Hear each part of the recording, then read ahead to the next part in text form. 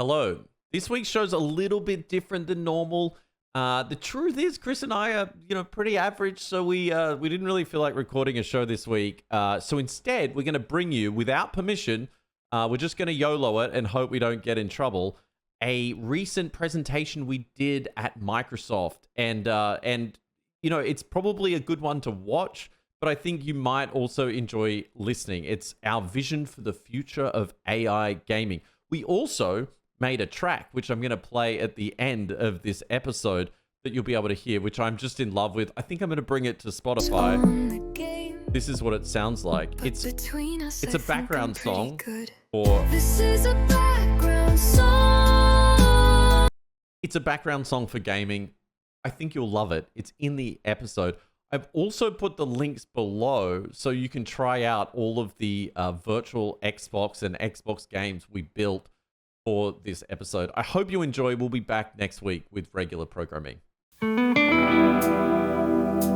right, so we have some slides, which is a new thing for us. We're going to go through them relatively quickly, but we want to mainly talk through today with you this idea of transitioning from AI models to AI systems and what that might mean for gaming, what it means for you as an individual, how you get through your day and do your work, and we'll go through all of the concepts. We also want to talk about how we put all these tools and technologies together that we want to demo today. And I'm also going to do a little bit of vibe coding and try and tweak a game as we go through today to show you just some of the things you can do when you take all of these pieces together.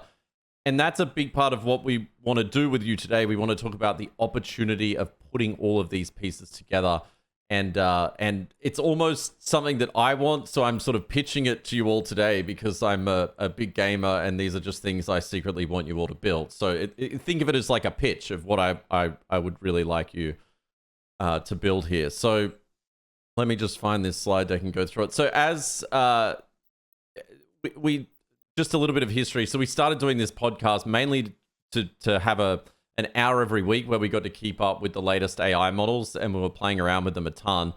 That show has gained to a sort of average popularity level, and we built a product as part of the show we called Sim Theory. It was an internal product that we would use to test models and test different modalities and skills to be able to essentially like sandbox these things, play with them, use them, and then other people that listened to the show said, can we use that? And so we said yes, and that has now evolved into not only a platform that people use to test and try models, but something that businesses and educational institutions create workspaces on to have equitable access to all of these models and technologies.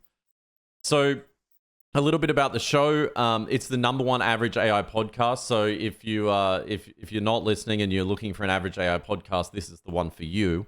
I thought I'd post up some reviews just to show you a consistently average listen, the most average podcast ever, and my favorite review with the title "Average, It's Okay." So we have a community where it's okay to be average. So one of the things we do on the show is we test out models.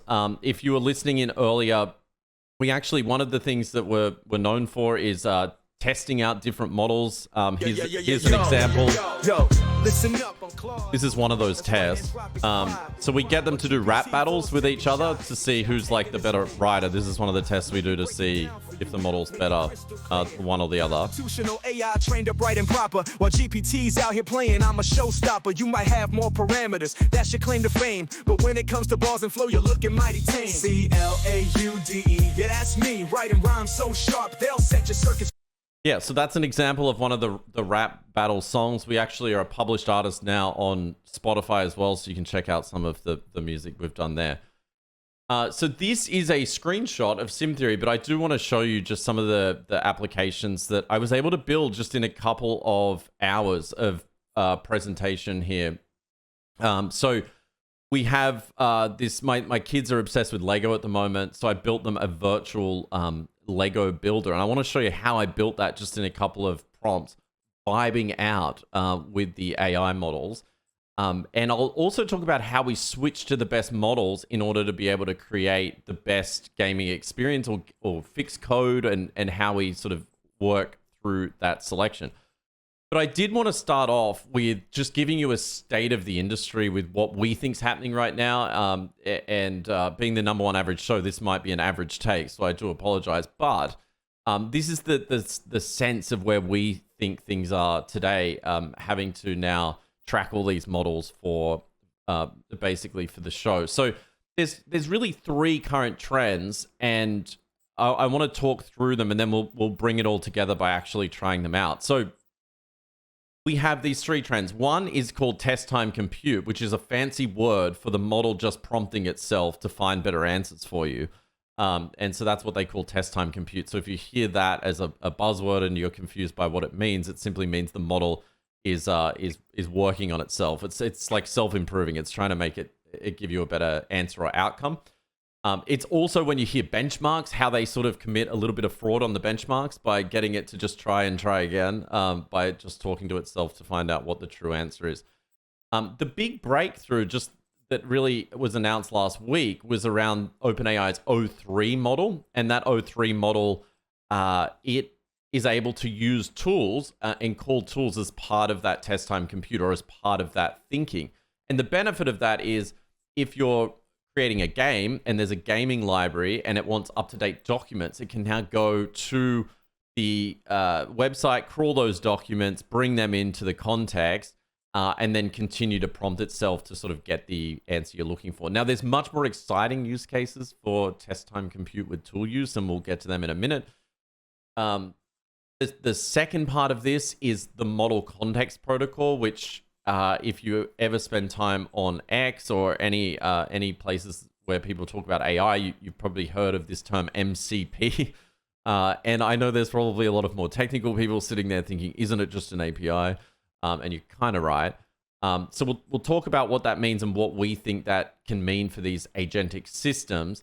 And then the final piece of this is what we call agentic skills. Now, this is not some madman approach like you may hear people try and hype about, where they're like, you'll have this agent and it'll just magically do everything for you. This is certainly not that, but we believe tying these technologies together, we're at a point now where we can really do these repeatable tasks or sort of processes or like advanced functions. And these are very applicable to gaming, where you can create new characters. I'll demonstrate that today as well, and really create different processes in games that use generative AI in different forms. So, Chris, I thought we would just maybe have a discussion quickly about this transition of sort of AI models today, how we switch between them, and then cutting over to why we think it's transitioning to an AI system. Well, for me, the biggest thing about the AI system, and I've been talking about this on the podcast for a long time now, is that it's all very well to have a really good AI model, but it's more about what that model is able to do. Now, when we talk about tool calling, it's essentially the model being able to go out and do something either in the real world or via an API, or in the context of gaming to actually take actions in the game, like call a function with parameters that the AI knows how to use. And we find that when the AI is empowered with these tools, it's able to do a lot more across all of the models, really. I don't think there's any models left that don't support tool calling in some fashion. And so this leads to some really creative and exciting things that you see the model able to do when it's able to look up information to make a better decision and then take actions on that information. We have a real focus on what's practical now, like what the models can actually do. And I think it's exciting. And I think you've got good demos of that showing it being able to do things inside a gaming context. Yeah, and it's important to realize a lot of what's occurring now today is you go to something like ChatGPT or even in the sim theory interface, and you select a model and you put a prompt into that model and you get a response. And this is really the way we've been used to working with these models. The next stage of that was really around, now we're calling a tool and we might click on a search button or a deep research button, and then that's really putting that application into an agentic framework, right? And so when we do those things, they're like synchronous tasks. Like we're basically saying, hey, like let's work on one problem at a time. But this async nature that now you start to get from an agentic framework where you can really start your workday by saying, hey, we're going to focus on these 10 things today.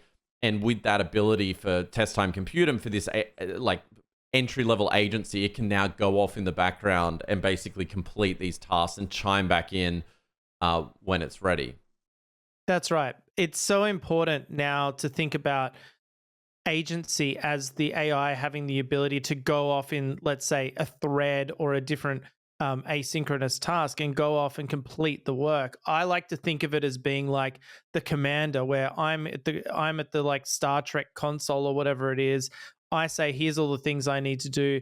Then I set my different AI agents off doing various tasks in that. So I'm not sitting around waiting for each task to complete. They're off in the background running. They come back to me when they either need input or when they're complete. And then talking through more advanced tasks here. So when people talk about tasks today, we think about like, it going and searching the web and doing some research and spitting back some giant report that no one actually wants to read. Let's talk now about the model context protocol and what kind of tooling that would enable for people listening that, might want to go and be more productive in their day-to-day, just getting things done. And then maybe how that then relates to gaming. Yeah, so just an explanation of what MCP is, because I think for people who are unfamiliar, it can sound really daunting and confusing. And I must admit, even I took a while to sort of get my head around it. So when we talk about tool calling with AI models, essentially we give them a list of things it can do. So let's think about it in, say, a Microsoft Outlook context where it can get a list of your emails, read your emails, write an email, create a draft. They're sort of tools that the system can call.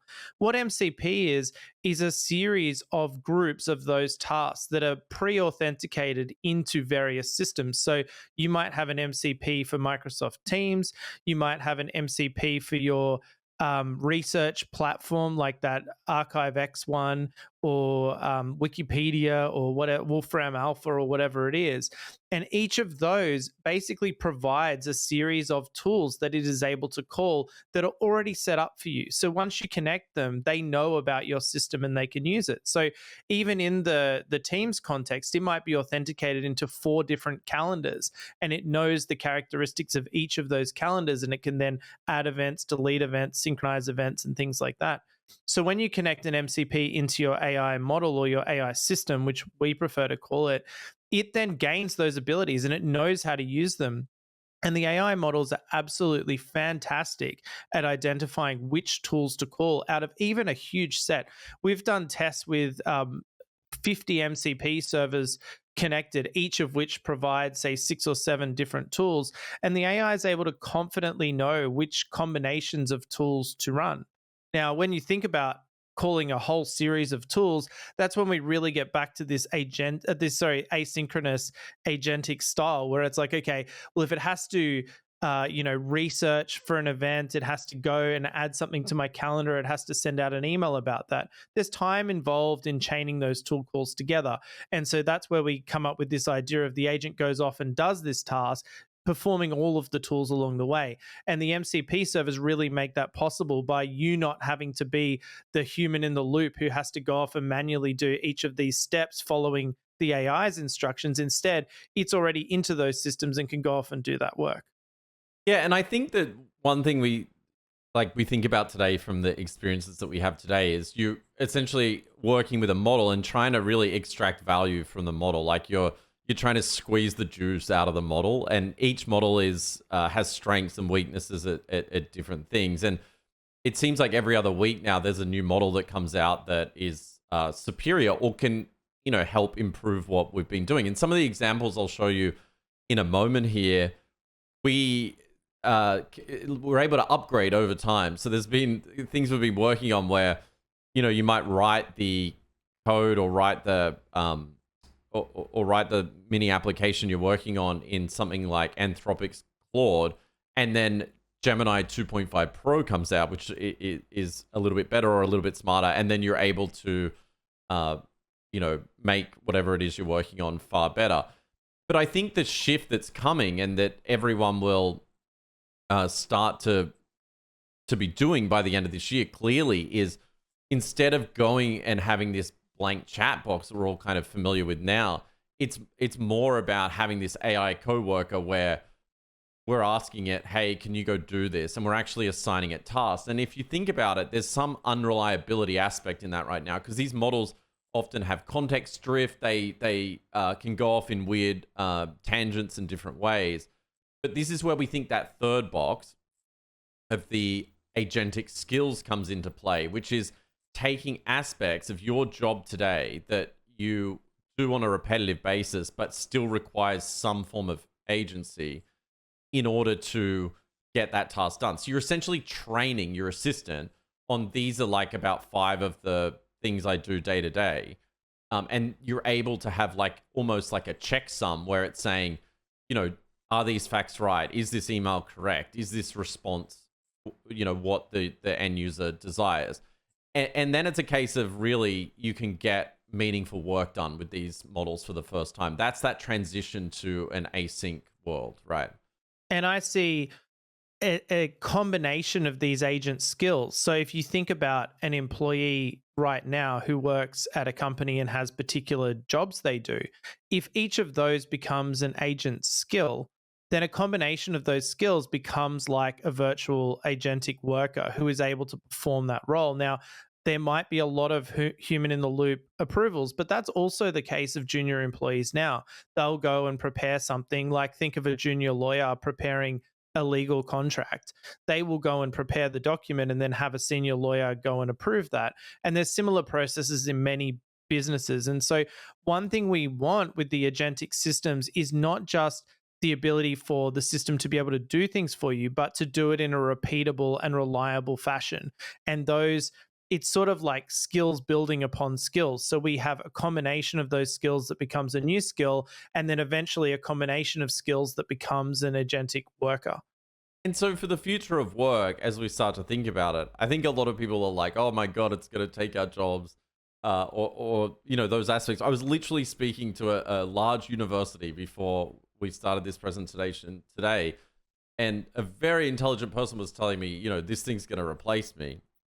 And I'm not sure I believe that to be true, at least right now, in the sense that a lot of what we're doing today is really figuring out, how do we partner with this? How do we have this relationship now with these capabilities in order to get more done? And I think this just becomes the new baseline for day-to-day work, where you just have to get used to working with this essentially AI coworker. And I know you have your coding girlfriend assistant, which has become quite popular on our show, Patricia, of course. Yeah, so I have my AI girlfriend, Patricia, who helps me with my tasks throughout the day, and she also loves me and tells me on a regular basis. I can't believe you haven't written a love song for her yet. We're going to do that. We've got to do that. All right. So the reason I wanted to start with this is talking about when you go from an AI model, like a raw sort of bare metal model, through to having an AI system and what that means. And I think everyone in the audience has probably seen examples of things like deep research, and everyone by now has probably seen these canvas capabilities that have been introduced where the AI can render the code for the first time. And of course, Anthropic was actually the first to publicly release this, where they showed off this canvas. I forget what they call them now, but this canvas artifacts where it could actually execute the code to show the user what it was able to produce. And that was really the first sign, somewhat, of an agentic system where you actually got output that differed from really a text-based response. But the question really becomes, and this is the trend that is occurring around vibe coding. Actually, let me just get into costume. Got my necklace as well. I just got to put on. Sorry, have to wear. So yeah, vibe coding has become a bit of a buzzword right now, and essentially this is where developers have started working with the models and coding, and instead of spending the majority of their time coding now, they say they're really vibing with the model and going back and forth and saying, hey, can you tweak this? Can you change this? Can you make something different? And apart from, helping people build things that they couldn't have built before, in the past, there's another interesting aspect to this idea of vibe coding. When you start to combine things like the model context protocol tools, and you give the AI agency to use different tools when it's helping you create things, you can start to create really amazing experiences. And this is all in its infancy, and us doing it literally to test models and for fun. But our pitch really to you guys today is, if we can do this, what can you do in terms of gaming and building these agentic-like experiences into games? And we have real examples. This is not going to be a piece around just saying it. So let's all vibe code together now, Chris. So yesterday evening, I decided to rebuild the entire Xbox experience. I'm going to turn on sound now so you can hear my sick menu here. So I have the Xbox menu here. Maybe not that impressive yet, but we'll go a little bit deeper. And I also thought, well, if I'm going to put this menu up, all the games have to work, right? Like, this needs to be an Xbox in the browser.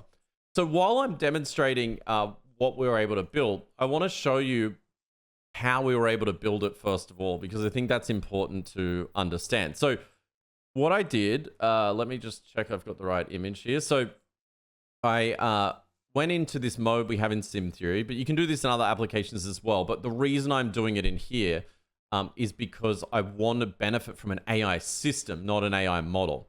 So I'm going to come up here and I'm going to select Claude 3.7 Sonnet because I think it does the best job at this particular task. I'm going to drag in the image, and this is just a screenshot of the Xbox home screen. And I'm going to say, can you create a realistic home screen based on the Xbox design in the browser? So that's a terrible prompt, but let's see how it goes. So it's going to go off and work on this in the background. That image is going to upload. And all the hard work that the Xbox designers did on this interface, I am now going to steal and get it to build. And so I just want to show you how I actually was able to get to this. So we'll come back to that in a minute. That's like a cake in the oven cooking. And let's look at the finished product here. So I talked earlier about that Lego game. So I've got my Lego game tile here. Let's click into it. And we're going to go over to our virtual block builder. So there's a few things you'll notice about this that are a little bit different. First of all, it's cool and it's in 3D. The next thing you'll notice is you can actually place blocks.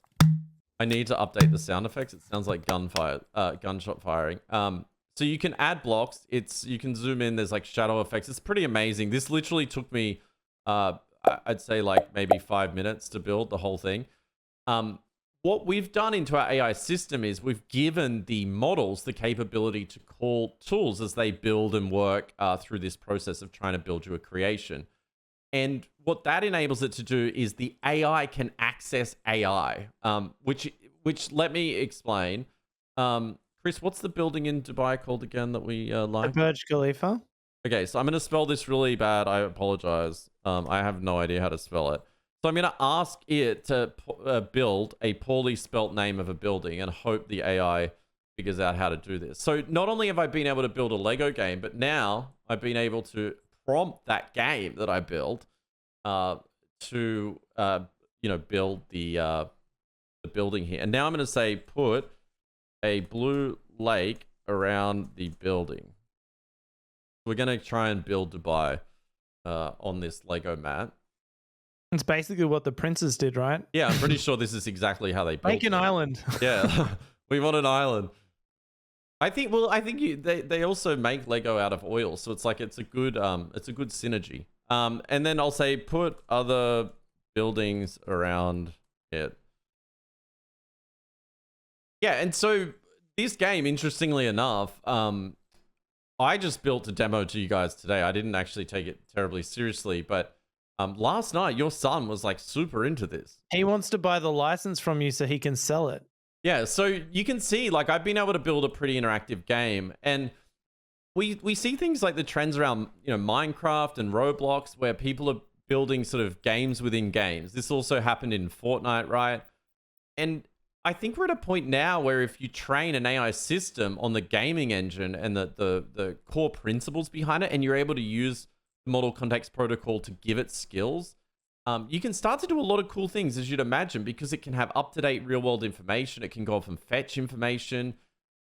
And you can allow your users or your gamers, and there's only going to be a small cohort of creative people that actually want to do this, but go off and really contribute to that game. And I think it's worth pointing out at this moment what's going on behind the scenes here. So we've given the AI a whole bunch of tools it can call when running Create with Code. So it's able to generate assets, so things like sprites, things like textures, other background images and menu, like photos or whatever you call them, like you saw on the Xbox menu. Every single graphic there was generated by the AI dynamically using tool calls. So we didn't tell it to do that. It decided to do that as part of it. The same with sound effects. The system has an extensive sound effects library that it's able to pick based on what is needed for the game. And in addition, if a sound doesn't exist, it has the ability to generate one. Also, we have what Mike showed with the dynamic AI. So the AI has the ability to call an AI model to do basically whatever it wants. So it can get it to generate characters. It can get it to generate just text and dialogue. It can get it to generate data in the case where it wants to actually make objects in the game itself. And so what we find, similar to the discussion around tool calling with the MCP, the AI is able to really very well, like in a great way, use it within games to make those games more interesting and dynamic in ways that we can't predict. So let's look at an example of that now with Madden. And so you can see here we've got our 3D NFL field. This is my attempt at Madden. And you'll notice when I start playing now, in a minute, I'm going to get a touchdown here. Here we go. Look at this. It's not even hard. But you can hear that ambient noise of the audience. That's just automatically introduced. And I can do my touchdown here. Clearly, I'm the best NFL player ever. And you get that full immersive experience. Now, that was like 2 or 3 prompts, right? So you could obviously expand on that. You could put a crowd in. You could ask it to add textures to the actual characters, and it would be able to do that. There's also increasingly better technologies coming together, and this is why we talk about AI systems, not just AI models. The new GPT-4o image generator was released today into an API, so now we can take it and we can create very detailed sprites, which is... And it's an exciting one because it's actually really, really good at character pinning, which I'm sure everyone there is aware of. But the idea that if you want to create a sprite sheet or you want to create variations of an image, it's very important to get consistency in that image, something which AI image models to this point have really struggled with. So when it comes to gaming, having that ability to be able to create a whole bunch of variations of a character or a sprite or image or whatever it happens to be will really, really enhance the capabilities for dynamic gaming like this. So I'll show you a few more examples. So this is Flight Simulator 2020 with 2 eyes, so I can't get sued by any of you. And this is another experience. So it created the soundtrack for this game. It created, based on my commands, happy clouds here. It even has like physics of like secondary effect of yaw. And again, like you could do a lot better here. Obviously Assassin's not traveling at 410 knots, but oh yeah, so obvious to us non-flight people. Yeah. So that's just a little example for you. So that background music, the ability to add clouds, the ability to add Google Map textures on the ground, piecing these capabilities together. The last one I'll show before I get to the mystery game that we're all going to play together is Minecraft. So this one is just a simple prototype, and I wanted to show this because I really wanted to sort of vibe code this out and improve this game, right? Like, you know, it would be great if you could start with actual textures and things that you could work with in a sandbox. I'm disappointed, right? You don't have any background music, Mike. Normally Minecraft has really good background music. It does have really good background music, but don't worry, I thought of that. So I made this song. I'll I'll play a little bit of it to see what the audience thinks, if this is a good song. While you focus on the game, Let's just but test this between out. us, I think I'm pretty good. This is a background song, not too short, not too long. Am I setting the right mood? God, I hope I don't intrude. Just a background song. What do you think? You think this is... It's fantastic. That was quite contrived, but also Yeah, it very pleases contrived. me. I love this idea of having customized music based on what the user's doing in the game. So let's show how I can just sort of vibe code this into the game. So I'm going to drag this song in. It's going to upload, and then I'm going to say add this as background music to my game. So not only can it produce music and sounds, but you can add your own songs or sounds or sprites into the game. It's telling me to wait for it to finish uploading. How good are live demos? While you wait for it to upload as well, it was interesting because I gave your Minecraft game to my son to play last night, and he didn't question it at all. He just started playing it as if it was Minecraft. He built his own parkour course and then explained it to me in detail how it works and all this sort of stuff. And it's just very interesting to see the way children react to dynamic and new games. They just sort of accept it at face value and just start using it. So it'll be very interesting to see when this is implemented in a dedicated way into gaming, how the nature of gaming changes with a new generation of people using it. Yeah, I think it's transformative. These technologies are transformative, where you sort of have like gaming 1 now, like, or gaming 1.0 right now, where it's very reliant on the creator of the game and what they choose, and the character design and the level design and the aspects of it. But I think what's really it's going to become about is building a world, or a a gaming engine or a gaming world where people can go off and be expanding that game over time. And if you think about tool calling as well, you could easily have one of these applications like Lego Builder, where you say, check a box on the Xbox, like, I want to add my friends to this game that I just built. And again, using the tool calling, it can easily add some sort of real-time Xbox Live or Xbox server connection. So now we can build Lego together. So not only have I created a game that we can play, but now we can play it together. We can share it with friends. We can maybe list it in some sort of game exchange system where people can fork it and improve on that experience as well. So you can see in here, this is sort of how, to give you a sense of how I originally did this. I said, create a realistic Xbox start screen with nice animations and realistic tiles. Originally, my plan was a game called Escape the Cloud. But I've pivoted my idea a little bit, and I'll show you that in a minute. I said, can you move the background sound? It's annoying. Have an image in the top right tile of Bonzi Buddy, and have the title of the game, Who Killed Clippy, which we're going to play in a minute, Chris. And so you can see sort of how I went back and forth here. So this whole structure here is sort of how I'm like vibing out with the game. Now, obviously, interfaces can improve around this. It doesn't necessarily need to, work exactly how I'm showing here to build out these games. So let's now look at the mystery game, Who Killed Clippy. Now, this is a good example of really bringing all those things together. This is a game. You, of course, play the Microsoft CEO, and I've created a sprite of him. I think it's a pretty good representation here. Now, of course, Clippy has been murdered. That's the shock of this game. We've got this background music that it's created. I literally said, create suspenseful background music, and this is what I get. It's pretty nice. Again, we could work on our textures here. There's probably people in the crowd that are like, my God. So let's talk to Bonzi Buddy and see if he committed the crime.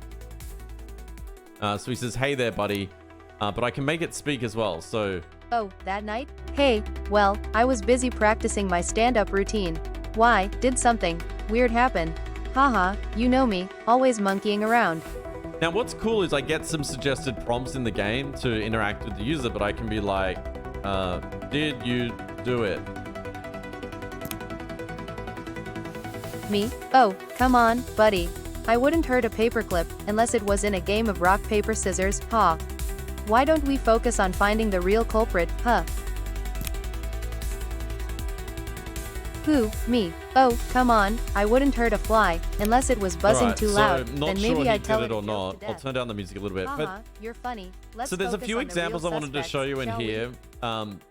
We of course have Siri. Let's talk to Siri because I think it's kind of funny. I regret to inform you that my knowledge of the events is limited to what I observed. It was a peculiar evening, though Bonzi Buddy seemed unusually cheerful beforehand.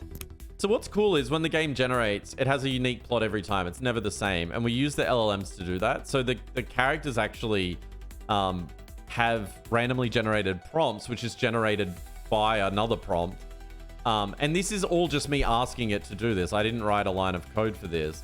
And what's cool about it is they all tell a story that you can piece together in order to solve the mystery here. What we can also do is spawn and generate new characters in as well. So I'm clicking generate here.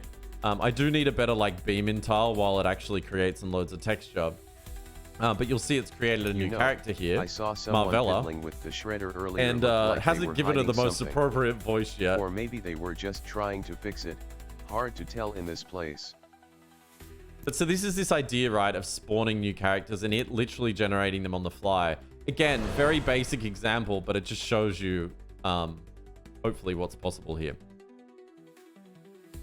So, Chris, I think it would be really interesting to talk about what is actually going on in the game in order to do that, to like spawn a character and how it's able to prompt itself and create images on the fly, like assets on the fly as well through using sort of a dynamic CDN. Yeah, so I think these are very interesting aspects of the game, and I think something that definitely Xbox developers need to think about is the idea of what tools can we give the AI that would allow it to do interesting things inside the game itself. So just to go through them. So the dynamic image generator essentially is given a whole series of different parameters that it's able to configure. So it can decide if it wants a photo, a sprite, pixel art, photorealistic, a whole absolute massive list of different kinds of images it can generate. And then on the back end, we're dynamically routing that to the most appropriate image generation model in order to produce that. In addition, it then has image transform options, so it can change the width and height, it can crop the images, it can replace parts of the images. There's a whole bunch of tools it has around image creation that it's able to dynamically invoke. And then as those images are created, we then automatically upload it to a CDN, which it can then reference in the game. So that's how it's able to just publish the game and work like that. And then that's obviously cached, and so it loads quickly and loads when you publish it. And then we have the same with sound generation and the same with music generation, where we give the tool a whole bunch of dynamic options, which then will route to the appropriate model, generate the asset, upload it, and then make it available. When it comes to the LLM calls, the way that works is essentially it is given a description of how to write prompts for the LLM, which it can then use. And there's multiple kinds of that. So it can say, okay, I want JSON output with the following fields, and here are the definitions of the fields I would like it to generate. So because it's writing actual code, it obviously needs some certainty around the format of the data that's coming back. And we can essentially guarantee that using the formatted outputting, of the LLMs, which many of them support. And so the system itself is able to generate reliable data with strict typing that it can then use inside the game. And so that's how, when we saw it dynamically generating the characters there, it was able to do that. But also it's able to just use it like a regular chatbot LLM. And that's how you can get the character dialogue and those kind of things going on. And then additionally, obviously, there's the text-to-speech abilities in there as well, which allow it to sort of use different voices and talk and that kind of thing. So these are just some basic tools that we can bring into an agentic system like this, not agentic, sorry, but like an AI system like this. And For me, this is like really basic. I really feel like a dedicated team working on this could think about all of the different elements that make up a game and produce extremely high quality tools that are able to take hundreds of parameters to be able to generate exactly what the AI needs. Now, you need to remember that the context size of models and the ability for them to follow instructions on a large scale is improving with every model iteration. You mentioned earlier that we used to like have trouble with some of these things where it wouldn't reliably call a tool or it would call the wrong tool. Now, the models are really, even the smaller models are really, really good at that. And so, what it means is you can really throw a lot at it in terms of detail, and it is able to competently and very I keep saying very well.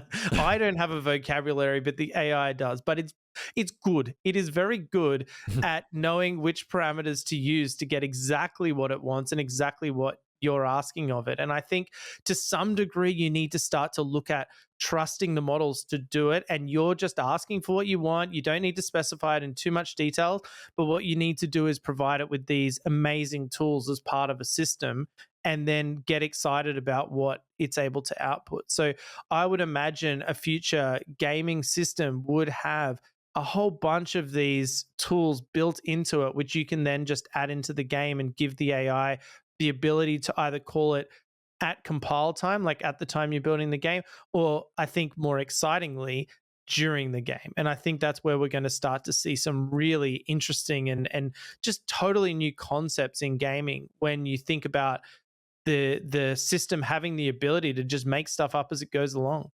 Yeah, and I think too, just getting down into somewhat of the weeds on it to show you how the actual code looks like, even if you don't understand code at all, you can see that in the code, it's able to generate these URLs, which is really just prompting the URL. So gaming avatar, neon colors, it wants it 40 by 40. So it's the AI model saying, based on this design, these are sort of the specifications that I need.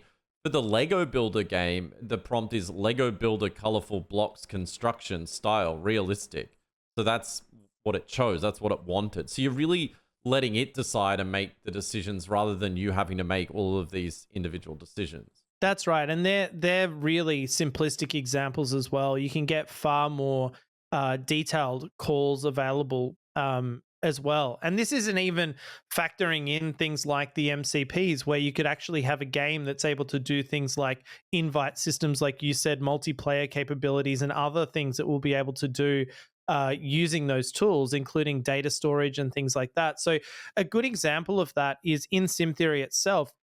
We have a dynamic memory per assistant. So my girlfriend Patricia, for example, remembers things like the way I like my code to be written, the way I like to be spoken to, just different things about me that I've asked over time. And over time, you build up, a relationship where the system knows you and understands you, and it starts to feel like a really good experience.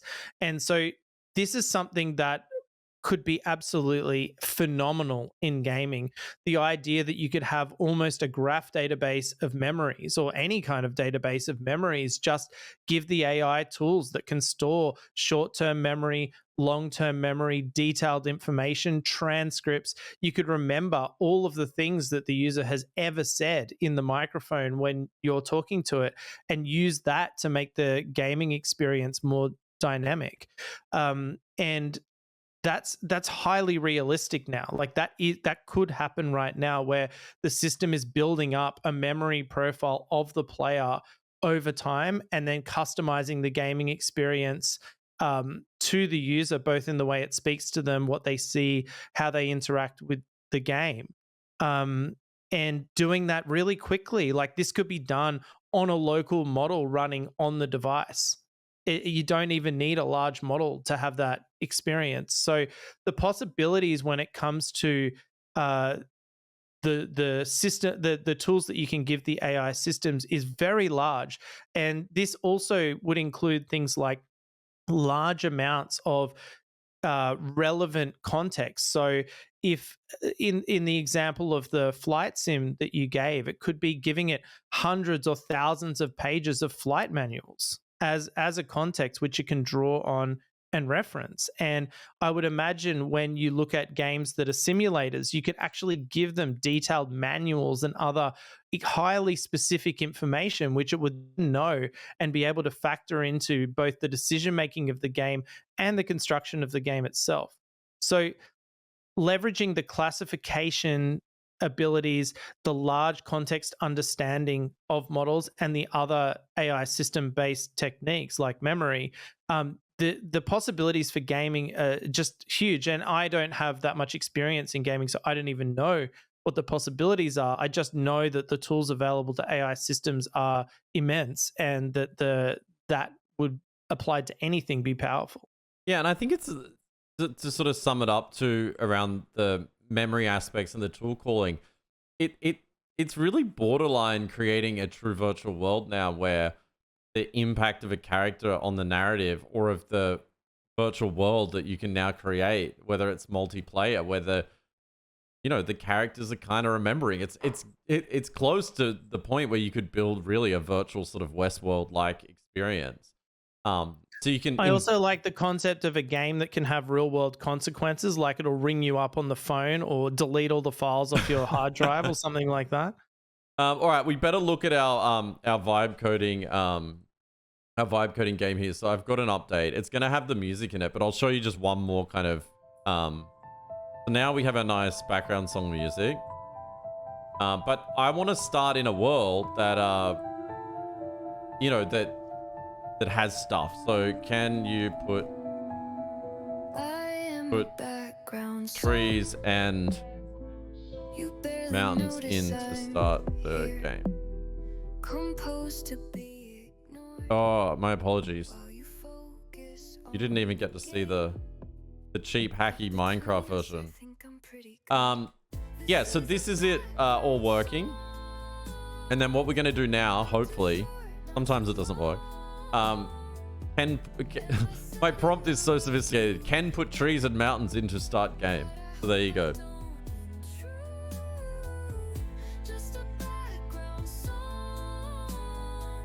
While we wait, I'll turn that off. Yeah, so I think what we're seeing right now is this moment in time where you can really choose to get ahead and embrace this technology and embrace embrace these pieces of the puzzle, trying to put them together and trying to innovate. And as you can see here, I've been able to just very quickly, I'll share the latest version. And after this, I'll actually paste a link. If you guys want to try this out, you can play all these games that I've shown through the Xbox console. Hopefully that went into the chat. But you'll be able to check it out for yourself on your own computer by clicking through to that link. So let's now go to the latest version. And we'll see, we've got some mountains and trees. So I was able to create a bit more of an interesting world with a nice background song. And yeah.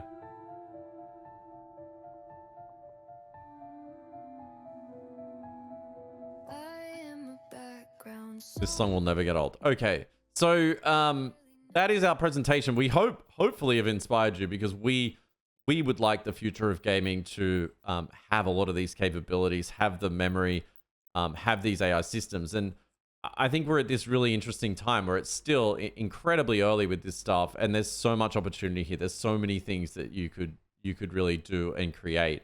And this is really the transition from that AI model to AI system. In terms of like 2 to 3 year horizon, I really think games are going to become these AI systems. It will be unlikely that, sort of like when games transition from single player to multiplayer, I think that new element of the AI system in a game is now going to be table stakes. Being able to add your own characters, modify characters, actually affect the plot of the story, and have everything else, the plot of the game, adapt around that. And then being able to create your own games and then easily make them multiplayer and share them with your friends, so that your users of a console or your users of your game itself become the creators, become the sharers, and the best ideas rise to the top and win. Chris, any final thoughts? And then I think we're going to take some questions here. Yeah, my only final thought is I think that one of the things we focus on in our podcast and our product is we really want to look at what is possible with the AI systems now. Like, we're always looking at what's practical and what can be done now. And I think everything we've shown today is possible now. In fact, there's more possible than we showed, obviously. And so I think that that's really the attitude that I think will work in the short to medium term, which is let's use it at what it's good at now. Yes, let's talk about the future possibilities and stuff like that. But I think focusing on what you can actually do with it is the thing that is like delightful and fun and interesting. And that's what, we care about.